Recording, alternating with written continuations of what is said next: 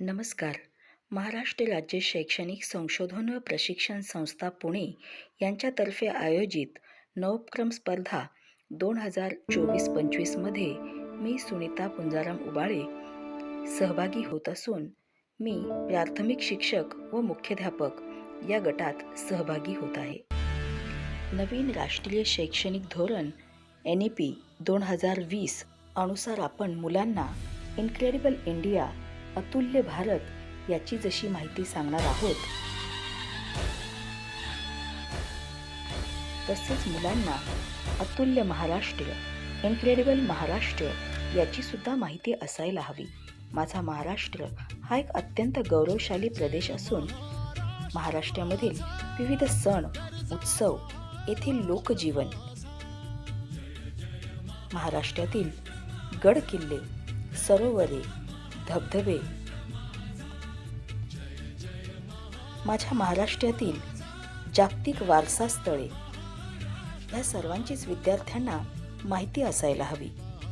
परंतु जुजबी ओळख सोडता विद्यार्थ्यांना सखोलपणे महाराष्ट्राच्या साधनसंपत्ती, महाराष्ट्राच्या वैशिष्ट्यांविषयी माहिती नसल्याचे जाणवले आणि मग या दृष्टिकोनातून मी महाराष्ट्र माझा मी महाराष्ट्राचा या शीर्षकाचा एक उपक्रम राबवण्याचे ठरवले.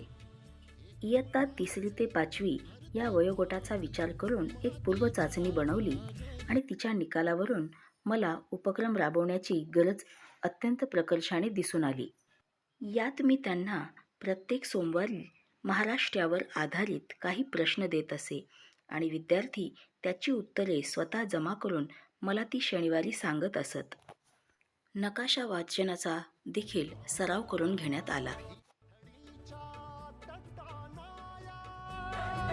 महाराष्ट्राच्या उत्तरेला कोणतं राज्य आहे? मध्य प्रदेश. अजून एक राज्य आहे, अजून एक गुजरात. छान. अजून आता महाराष्ट्राच्या पूर्वेला कोणतं राज्य आहे? महाराष्ट्राच्या पूर्वेला कोणतं राज्य आहे? छत्तीसगड. श्रावणी, मला दाखव बरं कोल्हापूर कुठे आहे नकाशामध्ये? कोणता जिल्हा आहे हा?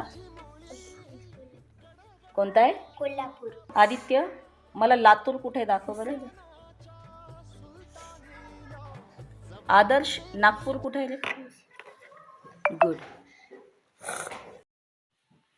नकाशाच्या साह्याने विद्यार्थ्यांकडून जिल्हे आणि नद्या, पर्वत दाखवणे याचाही सराव करून घेण्यात आला. विद्यार्थ्यांनी महाराष्ट्रात साजरे होणारे सण, उत्सव, शिवरायांचे कार्य, संतांचे कार्य, याशिवाय गड, किल्ले या सर्वांचीच माहिती देखील मिळवली आणि या माहितीच्या आधारे आम्ही एक प्रदर्शन सुद्धा भरवले. विद्यार्थ्यांनी भित्तिपत्रके सुद्धा तयार केली.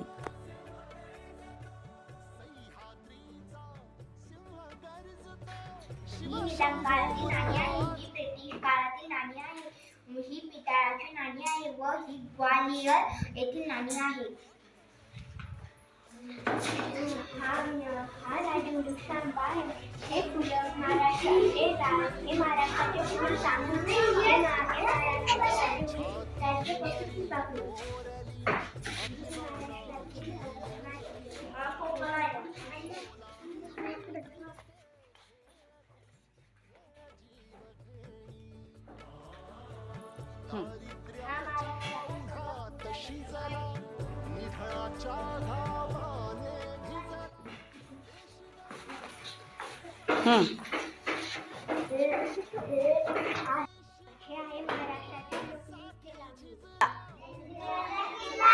चला पुढे. 1.5 महिन्याच्या या उपक्रमात विद्यार्थ्यांनी भरपूर माहिती मिळवली.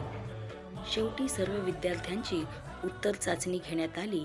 पूर्व चाचणी आणि उत्तर चाचणी यांच्यातील गुणांची तफावतच उपक्रमाची यशस्वीता दर्शवत होती.